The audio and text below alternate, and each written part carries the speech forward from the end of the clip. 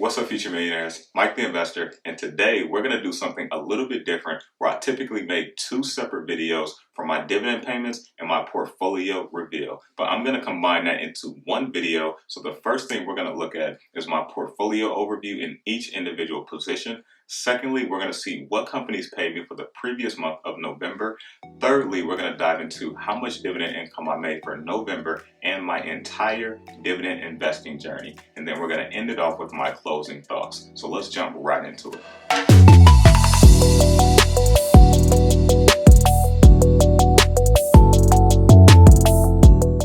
Alright investors, well, welcome back to the channel. If you would like to earn some free stocks while helping support the content, be sure to check out the Robinhood and the 𝗧𝗜𝗠𝗘𝗦𝗦 link down below. Now, what's been going on with my dividend investing strategy lately? Now, I haven't been adding any more shares, to my current positions. I've kind of just been riding the wave, but what I have been doing is slowly adding more cash, to my cash position in this portfolio, because if and when we see a nice healthy pullback in the market, I want to be able to load up on some of my core positions. Now, 5 top positions that I would like to add a lot more into will be Apple, Microsoft, IBM, Johnson & Johnson, and Procter & Gamble. Now, those are 5 positions that I really would like to, add a lot more into whenever we see another healthy pullback. But let's go ahead and dive right into the portfolio.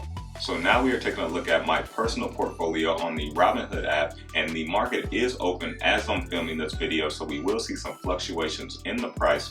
So as you can see, my portfolio value $11,428 and some change. I'm currently down on the day a little bit, so it's a little bit flat at 0.06%. As we go to the 1 week, you can see I'm up about 60%, which is a little over $60. As we go to the 1 month, you can see I'm up close to 9%, which is over $900. As we go to the 3 month, I am up almost 5.5%, and that's almost $600. As we go to the 1 week, you can see I'm up about 8%, and that is $850 almost. And as we go to the all-time, you can see I'm up over 12%, and that is $1,242 and some change. And this is from a all dividend growth portfolio, and you can see for the buying power, I have about $700 ready to implement. So as I was saying, I'm just slowly trying to build up my cash position, so when we see a nice healthy pullback, I can load up on my core positions. But let's go ahead and check them out. So as we scroll down and look at the first position, these are going to be my tech positions in the portfolio.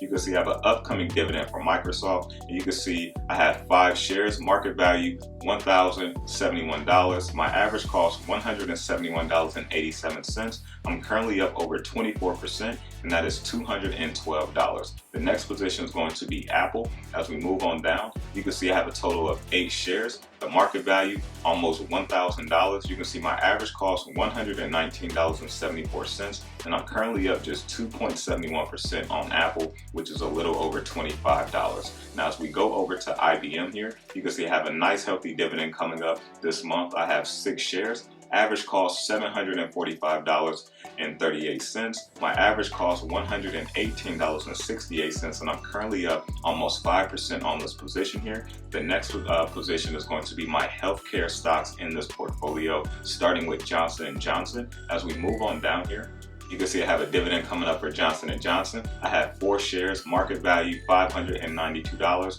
My average cost $139.70, and I'm up about 6% on this position. As I go over to Pfizer here, they had a lot of buzz around them with the vaccine and everything like that. I have 20 shares, market value just a little bit over $800. My average cost $37.44, and I'm up over 7% on Pfizer. The next position is going to be Procter & Gamble. Now we're looking at my consumer staple positions in the portfolio. As I move down, I have 3 shares. Market value is over $400. My average cost $110.29, and I'm currently up over 23% on this position. As we scroll down to Coca-Cola here, they need no introduction. You can see I have a dividend coming up for this month as well. I have 15 shares. My market value is close to $800. My average cost $47.90, and you can see I'm up 9.5% on Coca-Cola. As we move over to Altria, as we move on down, I have 30 shares. You can see market value is about $1,200. You can see my average cost, $42.28. Now I am down on this position a little bit over 5%. The next position is going to be Starbucks, and they have hit that $100 mark. That's a really good feeling. As we move on down, you can see I have 12 shares. Market value about $1,200 as well. My average cost $85.32, and my total return, I'm up over 18% on Starbucks. Now Starbucks, this is the consumer discretionary sector. I didn't mention that, but this is the only company that I have in the consumer discretionary sector in this portfolio. So the next position is going to be 3M. This is in the industrial sector, the only industrial play I have in this portfolio. As we move on down, I have a dividend coming up as well this month. I have 4 shares. My market value over $687. My average cost $159.62, and I'm up over 7.5% on 3M. The next position is going to be Bank of America here, and as we move on down, you can see I have a total of 30 shares. My market value $865. My average cost $26.08, and I'm up over 10.5% on Bank of America. The next position is going to be Realty Income, the monthly paying REIT. As we move down, you can see there's that monthly dividend there. I have 10 shares. Market value is a little bit over $600. My average cost $72.14, and I am down on this position close to 15%. Now my last position is going to be Innovative Industrial Properties, which is also a REIT. As you can see here, I have 5 shares, and my market value over $750. My average cost $74.49, and you can see here I am up over 100% on this position. So you can see I've made all my money back. I would like to have more shares in this position, but with me being up so much, I'm just gonna kind of ride the wave and see what happens. But that is all 13 positions here in my portfolio. I'm gonna scroll up so you all can see the positions that I have. I don't have a ton of positions here in this portfolio, but I do have all dividend positions in the portfolio that will pay me every single year.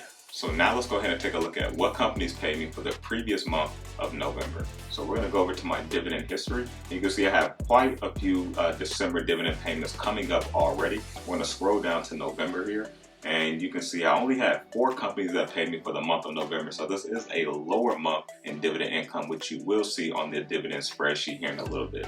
So Apple here, they paid me $1.64 on 8 shares, and they paid 20 cents per share. The next company is Realty Income. They paid $2.34 on 10 shares, and they paid 23 cents per share. The next one's going to be Procter & Gamble. They paid me $2.37 for 3 shares, and they paid 79 cents per share. And then the last company that paid me was Starbucks for $5.40 on 12 shares, and they paid 45 cents per share. So out of those 4 dividend payments, now let's go ahead and jump on the laptop and see how much dividend income I made for November and my entire dividend investing journey. Let's check it out. So now we are on my spreadsheet here, and you can see here for November, $11.75. If you look at the previous month, all-time high here at $31.54 and $45.30. Now this is my 19th month of dividend investing. So you can see I started receiving dividends May 2019, and you can see here now we have 1 month left of 2020, which is December. So if I scroll down a little bit, this is going to show you all the companies that I own. Also, what month they pay out as well. So you can see December is going to be a really nice month ending the year, as you already saw on the Robinhood app here. And I have 1 monthly payer, which is Realty Income. And if you're wondering what the years are next to these are the number of years of dividend growth that they have under their belt consistently. So I'm a big dividend investor, but I also have started dabbling into growth investing as well. But as we scroll over now to the total dividends earned, you can see $339.31 since I've been dividend investing. And I don't have a large portfolio, so this is pretty exciting. As we move over to the total dividends earned by year, you will be able to see $99 for 2019 and $240 for 2020. And just for the exact, you can see $99.24 and $240.07. So this is pretty exciting here, and this is just to show you guys that dividend income, it is a slower investing strategy, but it definitely can grow with a huge snowball over time. Now the stash portfolio I no longer have, so this will be deleted coming to 2021, but I still have the tab currently on here, so I will just briefly show you what this looks like. This was a growth portfolio, but I'm going to delete this out of here, so I won't be using this anymore when I show you guys my dividend payments. But let's go over to total dividends earned by year, and you can see here this will give you the total dividends earned including both portfolios. So you can see 2019, $99.24, Robinhood $240.07, which we just saw. As we move over to the dividend percentage breakdown, $339.31 total from that portfolio. And if we look at my lifetime earned dividends, you can see $356.56. So that is pretty cool. And this is not from a large portfolio. This is just from me investing pretty much every single month and reinvesting every single dividend that I have received. So I have been investing for 19 months. If you haven't caught on to that, I started investing April 2019 of last year, and I have been able to experience a market downturn, which we saw earlier this year in March. So I would highly recommend, not financial advice, but I definitely think you will thank me later. If you haven't already started building up cash in your portfolio, I would highly recommend to start building up cash in your portfolio, so that way you can take advantage of some of your core positions, because some of these industries are really high priced and overvalued, such as the tech sector. So I definitely want to wait for a pullback, so that way I can get more bang for my buck, because I don't invest a ton of money every single month like some of the maybe larger investors do. So I want to get the best bang for my buck. So that's why I've just been slowly trying to build up my cash position, so that way whenever we do see a healthy pullback, I can take advantage. But that's just kind of my mindset behind my investing strategy for this portfolio. But hopefully you all gained some value from it. Be sure to go ahead and smash that like button. If you haven't subscribed yet, also click the subscribe button as well. Also, if you haven't used Robinhood or Webull yet, go ahead and get you some free stocks. Click the link down below. I'm Mike the Investor. Remember to stay inspired, stay motivated, always invest in yourself, and I'm out.